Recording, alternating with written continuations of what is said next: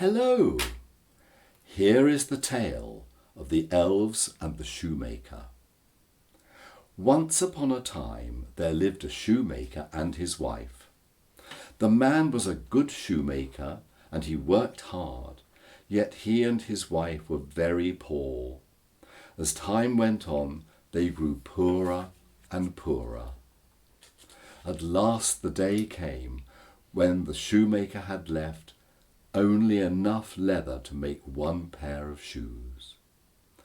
That evening, before he went to bed, the shoemaker cut out a pair of shoes from the leather. Then he left them on his workbench, ready to sew the next morning. The next day the shoemaker got up early and went into his workshop to make the shoes. But when he got there, he couldn't believe his eyes. On his bench, instead of the leather that he had left cut out, he found a beautiful pair of shoes, already made. The shoemaker picked up the shoes and looked carefully at them. They were neatly made with not one bad stitch in them. He showed the shoes to his wife. "I have never seen such a well-made pair of shoes," she said. "They are perfect." But the shoemaker and his wife were puzzled. They couldn't think who had sewn the shoes. The same morning, a lady came into the shop to buy a pair of shoes. The shoemaker showed her the pair he had found on his bench. "These are the most beautifully made shoes I have ever seen," she said. The lady tried on the shoes and they fitted perfectly. She was pleased with the shoes and paid the shoemaker well for them. With the money, the shoemaker was able to buy leather for 2 pairs of shoes. That night, before he went to bed, he cut out the shoes and he left them on his workbench, ready to sew in the morning. The next day the shoemaker got up early and went into his shop to make the shoes. But once again he had a surprise. Now there were 2 pairs of fine shoes on his workbench. He took the shoes in his hands and looked carefully at them. Once more the shoes were perfectly made. Not a stitch was out of place. That morning a man came into the shop to buy some shoes. The shoemaker showed him the 2 pairs of shoes that he had found on his bench. And the man said, "I have never seen such well-made shoes."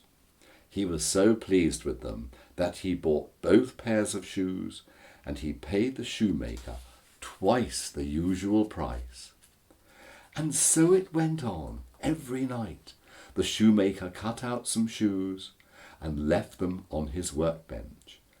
Every morning he found the shoes all neatly made. Many rich customers came to his shop to buy these perfect shoes, and before long the shoemaker and his wife were rich.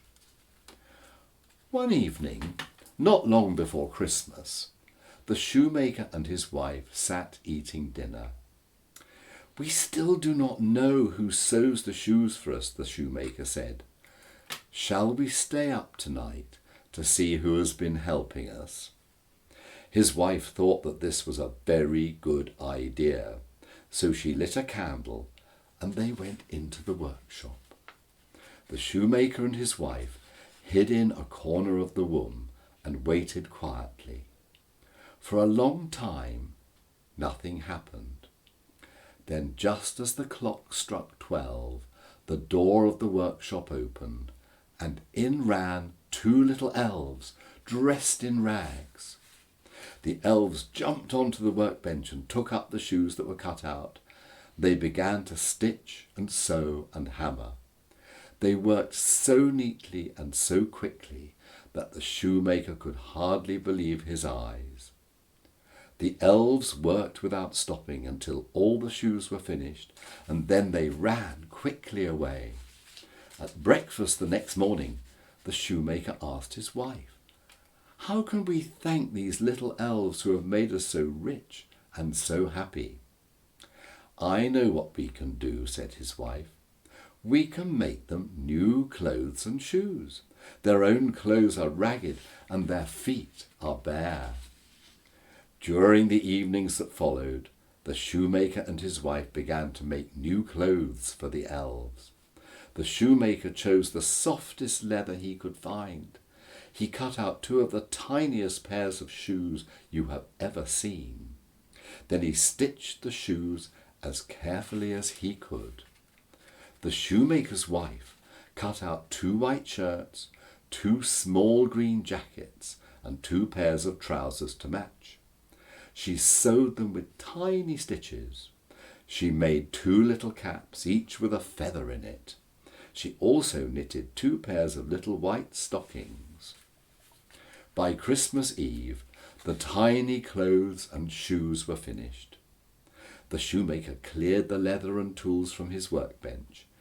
He and his wife laid their presents on the bench instead of the usual work. Then they hid themselves as they had done before and waited to see what the elves would do.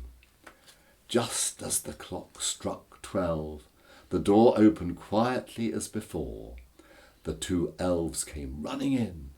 They still wore old clothes and their feet were blue with cold. They jumped onto the bench, ready to start work at once. But there was no leather on the bench, only the tiny presents. The elves were astonished at first, and then they were delighted. In no time at all they were out of their old clothes. Then, talking and laughing, they dressed themselves in the beautiful new clothes, the green jacket and trousers, the white skirt and stockings, the soft leather shoes, and the little caps with the feathers, and they nodded as they laughed. In their delight, the little elves skipped and jumped over the chairs and benches. Then they joined hands and danced around as they sang, "Now we are boys so fine to see, we need no longer cobblers be." At last they danced happily out of the door. The shoemaker and his wife never saw the little elves again, but from that time good luck was always with them. They were rich and happy for the rest of their lives.